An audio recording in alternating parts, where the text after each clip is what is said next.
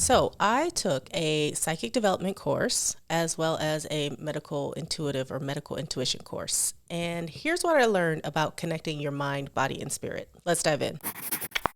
So, why did I take this course? Well, first of all, if you have seen this channel before, you know I'm all about connecting mind, body, and spirit. And a lot of times we ignore the spirit portion. And with my patients and with my online clients, a lot of times I will get these, I call them intuitive hits or intuitive nudges about what's going on with them. So I wanted to know, could I dive deeper into this? Could I develop this more? And what was this all about and where is it coming from? First thing I have to say, I kind of have to reclassify things and just say it's really working with your intuition. It's working with your gut. A lot of times people don't like to talk about the whole spirit or psychic or for many different reasons. So I like to think of it for me as working with my intuition. And the reason I say that is because we all have that. We all have our gut instinct, right? So it really is a skill or a tool that you can develop. And it really is about connection and awareness. So in taking these classes, I have learned the following things. Number one is that everyone has this ability. The difference is a lot of times it's about practice. It's about how often you use it, how deep you go into it. And again, practice, practice, practice. That is also the number one thing that I've learned from my teachers who've sat, for thousands and thousands of clients. So practice, practice, practice.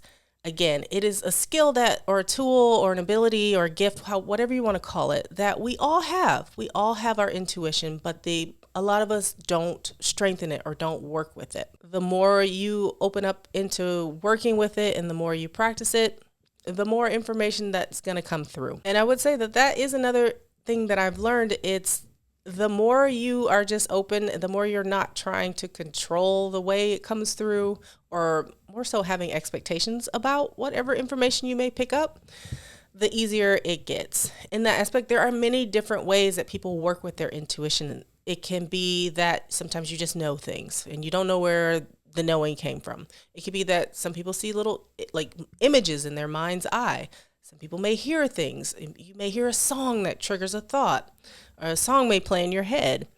Some people may smell things. Some people may taste things. And a lot of people will feel things. Like feel it in their body, feel it as an emotion, feel it as a sensory sort of sensation. A sensory sensation. Like it could be an emotion, like you may feel a lot of love or grief or giddiness. It could be that you may feel temperature change. It may feel maybe like a pressure on your body. These are all things that I've learned, and I've learned to understand what they mean for the person sitting in front of me. And again, that has come through practice. In going with that, a lot of times as I was taking these classes, it may feel like you're making things up, and maybe you kind of are, but what I found is that if I just don't filter it and if I give it through to the person who's sitting in front of me, it usually 99% of the time, it means something to them. Even though it may not make any sense to me, it totally means something for them. So, for example, if I have a sensation or feeling in my body, I may say to that person in front of me, like, hey, what's going on with your gut, or what's going on with this or that, or are you, honestly, I'd be like, oh, you're constipated, huh? And they're like, oh my gosh, how did you know?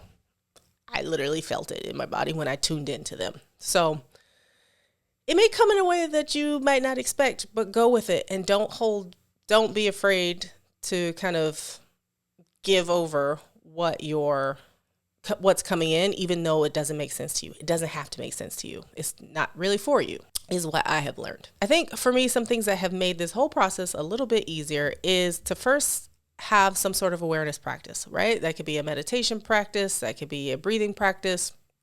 Something where you're able to find some stillness and some calm to separate out your own thoughts, right? If you've gone through the process of trying to meditate and trying to sit, then you know how your own thoughts will come up, sensations in your body will come up. And when you're working with your intuition, like kind of working with someone else, it's important to really understand what is yours, like what emotions are you feeling versus what are you picking up from that other person.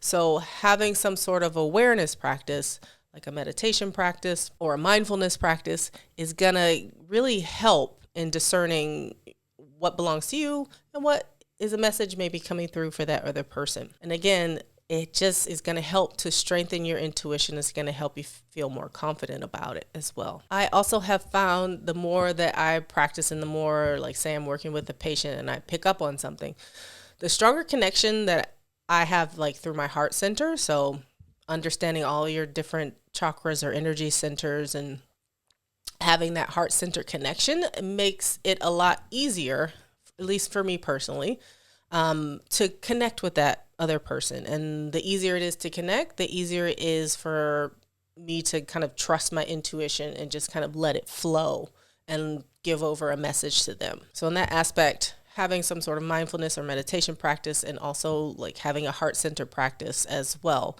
I found was really helpful, or has been really helpful. And, you know, as you continue to develop that and continue to practice, trusting your intuition or going with your gut gets a little bit easier. Another huge aspect for me in like developing all of this has been that every teacher is maybe not right for you, right? Finding a teacher that you trust, you feel comfortable with, and that who can work in various different ways, has been tremendously helpful. And I'll leave a link down below to a person that I love working with. Her name is Bayford. She has her own YouTube channel. She's been on Next Level Soul. She's pretty awesome.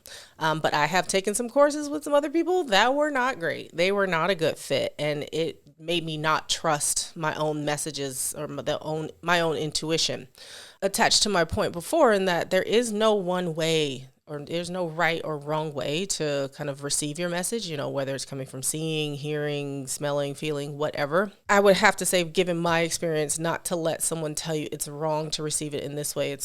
You can only do it this way, because that's something I encountered, and it really kind of shut down my ability to kind of pick up on things. And it really made me question myself. And it was just like, why am I working so hard at, you know, forcing it into another way when there's many different ways? And so finding a teacher that vibes with that, or that is able to do that, because not everybody is able to do that. Not everybody can see, not everyone can feel, not everyone, you know, can just know, or not everyone can hear. So finding a teacher that, you know, kind of works with however your abilities are coming through, or however you are sensing or feeling things, is really important, because how can they help you if they don't understand? All that to say that I have found this process incredibly fascinating. I'm continuing to take courses. I'm continuing to learn more.